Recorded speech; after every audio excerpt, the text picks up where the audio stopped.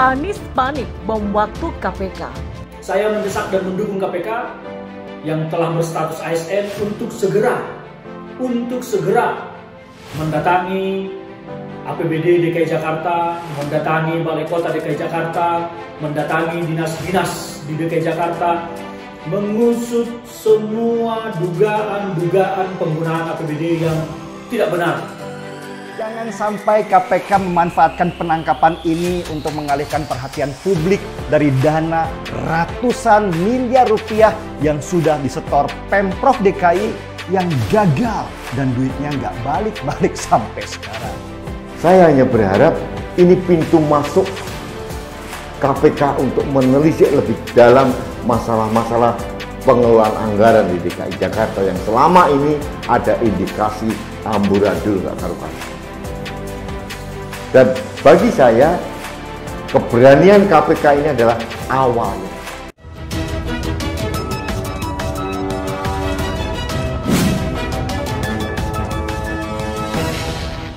Sebuah rumor yang beredar di tengah COVID-19 yang melonjak tinggi di negeri kita tercinta. Ada kabar meski sama akan tetapi bikin hati berdebar-debar. Disinyalir tersingkirnya Novel Baswedan dan orang-orang terdekatnya dari KPK membuat penyidik mulai pelototin APBD DKI Jakarta yang sudah dan sedang berjalan.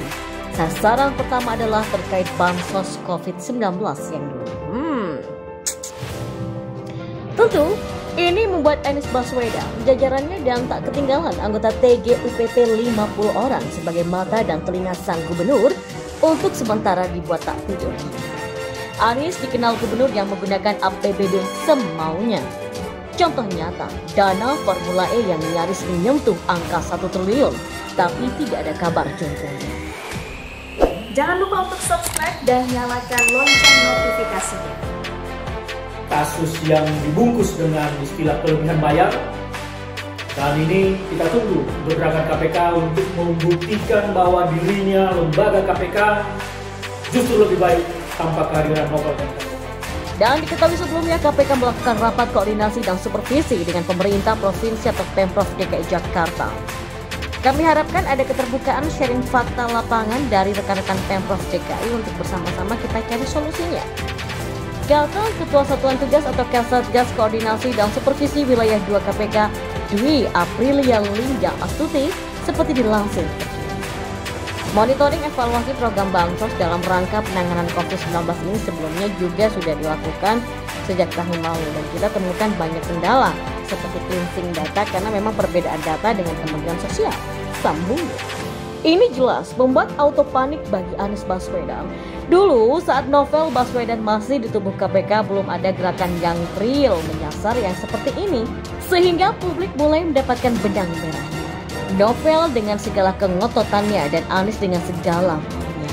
Ada sesuatu yang big dari something big yang sedang menunggu Anies sampai nanti digantikan oleh PLT pada tahun 2022.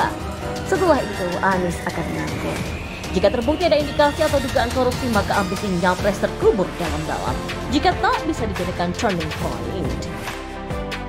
Silang sengkarut penggunaan anggaran di Provinsi DKI Jakarta ini sudah menjadi konsumsi publik. Beberapa orang mempertanyakan itu, bahkan mendorong KPK. Tapi KPK bergeming, tidak berbuat apa-apa. Nah, dengan kabar baik ini bagi saya adalah angin segar dalam memberantasan korupsi di Indonesia. Anies selama ini bisa jadi menciptakan bang waktu. Tapi kan ada Novel Baswedan di KPK, mereka merasa aman dan nyaman. Tapi kini sewaktu-waktu dapat meledak. Satu persatu tokoh politik yang selama ini mendukung mulai menjauh daripada tercitrakan. Terbukti, PKS yang sejak awal begitu getol berusaha tonjolkan Anies mulai menjauh. Begitu pula Partai Demokrat lewat AHY beberapa kali sempat bertemu Anies dan suka membahas spekulasi publik. Deputi Bapilu DPP Partai Demokrat Kamhar Lakumani saat dihubungi oleh Suara.com, dia mengatakan PKS dan Demokrat punya kesamaan bila berkoalisi. Tentunya terbuka untuk koalisi. Partai Demokrat dan PKS punya pengalaman kerjasama yang panjang 2 periode di pemerintahan Pak SBY. Dan bersama-sama pula, ini 2 periode terakhir berada di luar pemerintahan. Dan kini keduanya, Demokrat ataupun PKS, seperti sepakat menghindar dari Anies Baswedan. Pertanyaan besar, the big question, what's wrong? Ada apa? Apakah Anies sudah menjadi kartu mati seiring pergerakan KPK yang mulai masif? Atau para elit politik sudah pasti punya para telik sandi yang mumpuni? Jika sudah ada kode A1, otomatis ke plan B, C, dan seterusnya. Dan dalam panggung politik tidak ada kawan dan lawan yang abadi, tapi yang ada adalah kepentingan bersama. Akhirnya Partai Demokrat dan PKS mulai kusuk-kusuk mengawinkan antara AHY dan Salim Segaf. Dan ini sudah jelas akan membuat Anies Baswedan gigit jari. Dia akan nangis bombay sejadi-jadinya. Lagi dan lagi jika skenario benar dan berjalan dengan baik, saya angkat 2 cantik kopi untuk Jokowi. Karena Jokowi lah kebenaran yang semula terlihat sulit, akhirnya menemukan jalannya sendiri.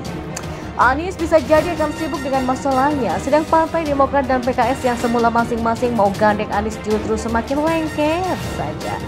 Mengingat Partai Demokrat dan PKS sudah tertutup berkoalisi dengan PDIP. Sebab jauh hari PDIP memberikan pernyataan sikap tidak akan berkoalisi dengan mereka, dikarenakan ideologi dan visi misi yang berbeda.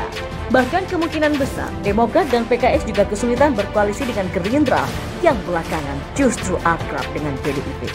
Well, saya menduga Demokrat dan PKS akan berusaha untuk membangun koalisi dengan partai lain. Tapi perlu diingat, baik PKB dan Golkar masing-masing juga punya capres dari kadernya sendiri. PKB ada Muhaimin, sedang Golkar ada Erlangga. Hal ini yang bakal menyulitkan kata sepakat. Sure, pastinya begitu. Dan barangkali yang lebih cair adalah P3 ataupun Nasdem. P3 tentu tahu diri tidak punya jago dan terbuka untuk figur dari luar. Lagi pula, suara P3 juga tak nendang amat di tahun 2019 kemarin.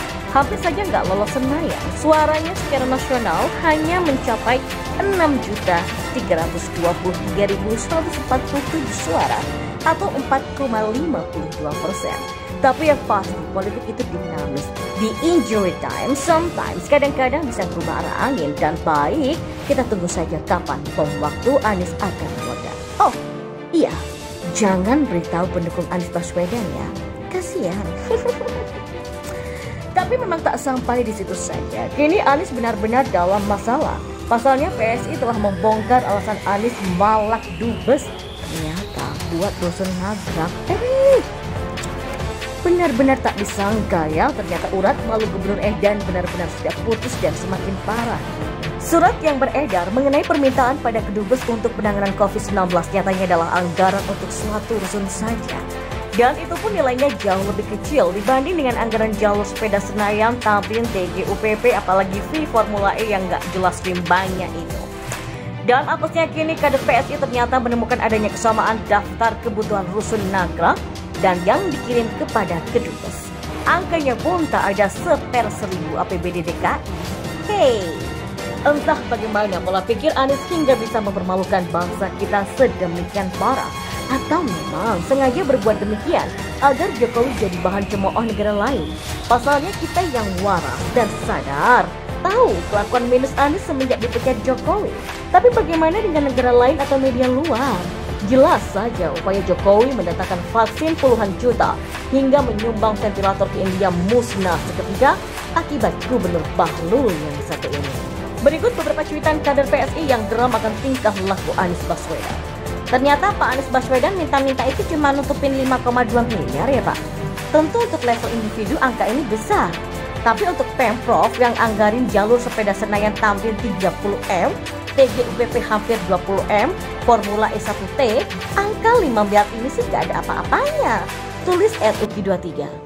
Saya mencoba menghitung kebutuhan anggaran Pemprov DKI Jakarta untuk memenuhi kebutuhan rusun Nagrak sesuai daftar. Ternyata nggak sampai 5,2 miliar, Pak. Bandingkan dengan APBD DKI 2021 yang mencapai lebih dari 84T. Seharusnya nggak perlu sumbangan, Pak Anies Baswedan. Cuit @sigitwit sambil mencantumkan tabel hitungannya. Sebelumnya, para pegiat media sosial pun habis-habisan menyerang Anies Baswedan. Dari Ferdinand dan Denny Siregar terus mempertanyakan permintaan sumbangan yang miskin etika. Betapa kurang ajarnya Anies hingga nyuruh-nyuruh dubes negara lain untuk memikirkan ekonomi kita. Ibarat saat kita berumah tangga, tentunya akan berpikir panjang kalau mau minta uang kepada orang tua. Apalagi tiba-tiba minta sumbangan kepada paman, bibi, pakde atau bude tanpa sepengetahuan orang tua. Seperti itulah, dan ini artinya secara tak langsung kita akan menjadi anak durhaka karena telah mempermalukan.